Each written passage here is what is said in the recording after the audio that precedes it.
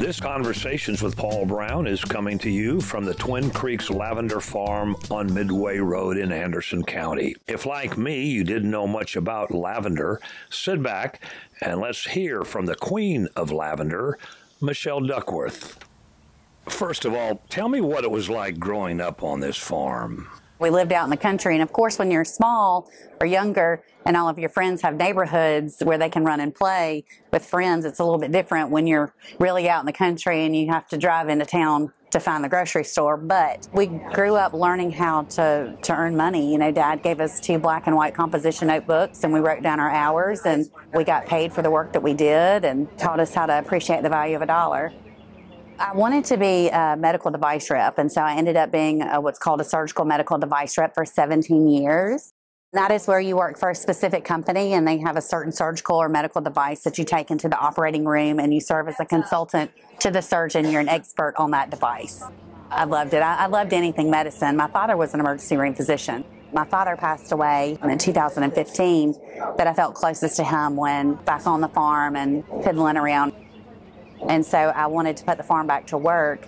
We have a very dear friend of our family that helps take care of the farm. So it's been working, but I wanted to do something, you know, kind of to honor my family's legacy. I'm a 4th generation farmer, but at the time I needed something that I could manage. And so running cattle while being a surgical device rep is literally impossible. I decided to look into herbs and fell in love with lavender and all of the possibilities that it brought and all the things that you could do with it. But of course it's an herb that doesn't necessarily love to grow here in our red clay soils. I did about a year's worth of research before I put it in the ground. I had to turn the dirt for about 6 months and amend it to be able to grow lavender. You got some help for the farm from some folks up in Washington State. Tell me about that. I brought out a consultant from Washington State who owns a lavender farm. He flies all over the world and teaches people how to properly grow lavender. And there's 10 acres here for Twin Creeks Lavender, 5 acres of which is lavender. We dug dirt and dug down to the hard pan to see what, you know, our drainage needed to be, and ended up we had to bring a chisel plow in and break the hard pan so that the lavender could properly drain. Lavender doesn't like to keep wet feet, so to speak. It likes to be watered and then left alone. What really is so special about lavender? Lavender's been shown in studies to have very calming effects. It is amazing to aid in sleeping. We do a lovely lavender room and linen spray that you can spray your pillows with at night to help you sleep. It helps calm. It's great anti-anxiety. We have culinary lavender too that's incredible to make cocktails or lemonades or shortbread cookies or lemon lavender bread or pound cake or whatnot. The possibilities with it are endless, and that's what's so fun about it. We do all kinds of soaps. We make over 100 different products. We make everything here on the farm, and we use all natural and organic ingredients. So we have everything from foaming hand soap to goat milk soaps to regular soaps, different recipes with different lathers. I love them all. I have about 8 bars of soaps in my shower.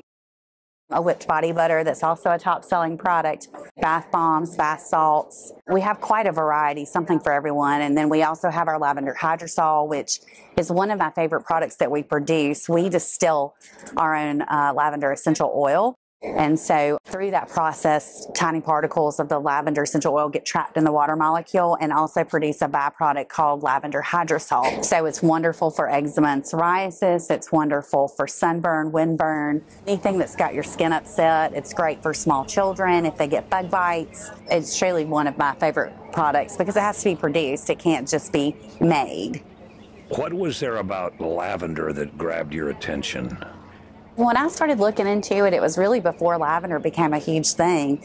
Originally, I wanted to turn this farm into an agritourism destination. And I thought, well, you know, it would be super fun to have an herb farm where you can plant basil and rosemary and thyme and lavender and have like an herb pick and bring in like local chefs or whatnot. And then I really started doing more research, and I looked at everything that you could do with lavender, and so I chose to move forward specifically with lavender.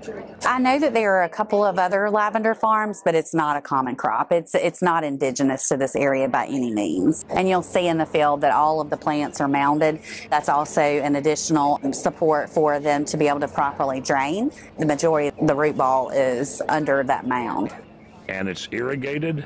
It is irrigated. We do have drip lines, and we run those drip lines. Tell everybody I have a really fancy water test. I take my finger and I stick it in the dirt, and if the dirt's dry, it gets water, and if it's not, it doesn't. And I try to be funny about it because so many people say my lavender dies, I can't keep it alive, and so I try to tell them something kind of cute and funny to help them remember that. You have people coming here from all over, right? We do. I've had people flying from Ohio, Tennessee. I've had folks, they drive up all the time from the lower part of the state, Florida. We'll have people that, are on a road trip and they're looking for things to do across the country, and they'll stop in, do a detour. So it's really fun. How long is the lavender season? The plants begin to bloom at the end of May. And what I like to do, we charge one admission ticket, and that becomes your pick pass for the whole season. We give you this bracelet that says Twin Creeks Lavender.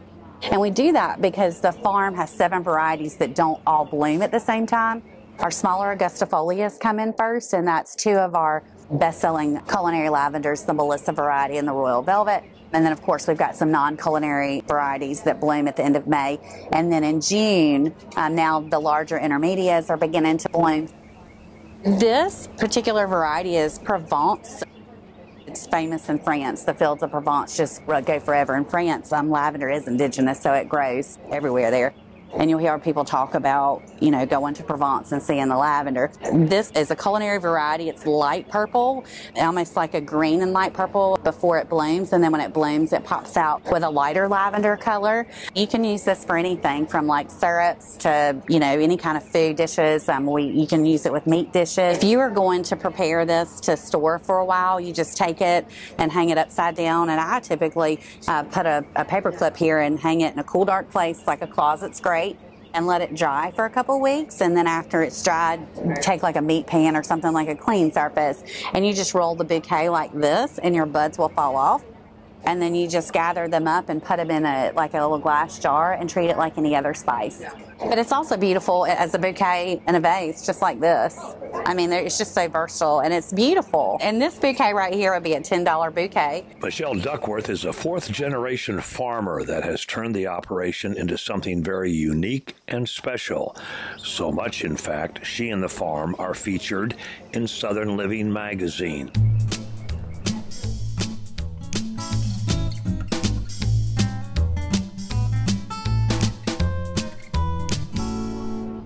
The result from being in Southern Living, we've had all night orders coming in all across the country, and it's so exciting. And luckily, I was able to talk to another gentleman that happened to be at another Christmas fair that we were a part of, and he was in Southern Living, and he said, just get ready.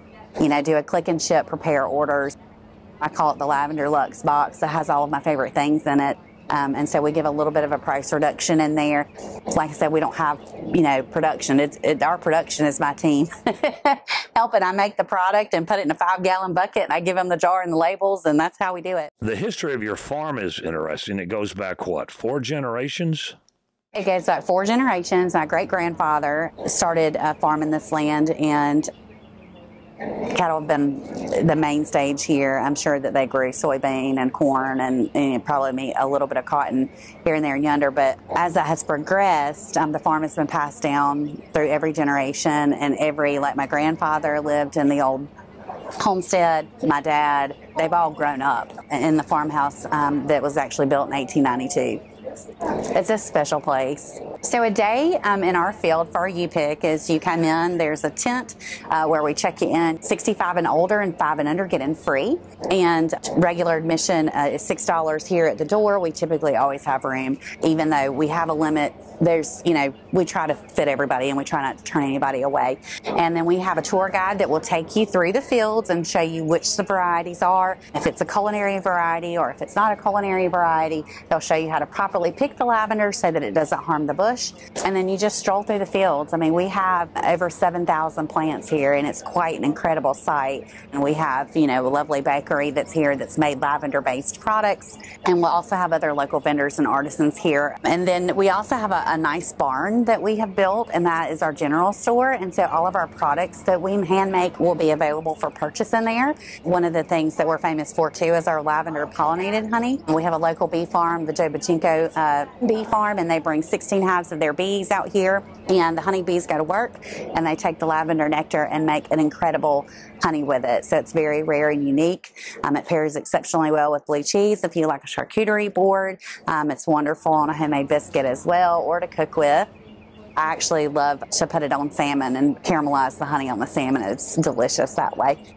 We have 2 local artists here. One works in acrylics and one works with watercolor. And then Living Company, a dear friend of mine who hand sews dog collars and does bow ties. I mean, what puppy doesn't need a bow tie?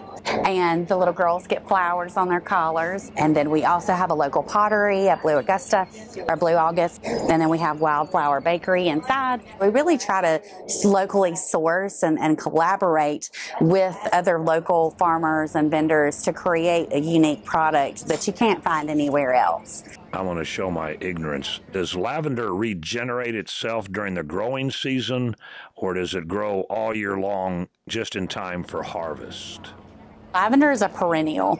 It comes back every year. What we have to do is we prune it back, and there's a special way that we do that to keep the plant healthy. And then we don't have to give it any extra nutrients because we've prepared the soil when we first put it in back in 2017. And it took about 3 years for the plants to get this big. We put seedlings in the ground. It's exceptionally difficult to grow lavender from seed, so I kind of wanted a little bit higher success rate with as large of an operation as I was starting. It has spikes that come out, and that will end up being, the blooms. And so the plant goes from looking like it's this big in the field to actually being this big when it blooms. I have some Provence bushes out there that are this big. You can't even get your arms around them. They're amazing. I had a couple last year that had actually gotten married in Provence. I believe it was 50 years ago in France. And they came here last year to spend their 50th wedding anniversary in my field. Said that it reminded them and looked just like those fields. I thought, well, wow, I got that right, because I haven't made it to Provence yet. I had visions of this farm being this large. I knew it was going to take a lot of hard work and some time to get there. I'm so grateful for my career that I had as a surgical medical device rep, because it taught me a lot about branding. It taught me a lot about marketing. Eventually, what I would like to do is there's a field below this that I would love to plant in lavender and be able to grow the business to where we have machinery that can harvest the lavender. Right now we hand harvest everything, and to be able to get a larger seal and produce more essential oil and to move products on a national basis wholesale. So we've got a lot in the pipeline right now, but I don't want to lose the local touch and the fact that we hand make everything. That's still so important to me. Even if that means I can't grow as big as some other folks may be, I still want it to have that small business touch to it. So that's the story from the Twin Creeks Lavender Farm on Midway Road in Anderson County. We want to thank Michelle Duckworth for spending time with us, and we want to thank each of you for tuning in. Take care, everybody.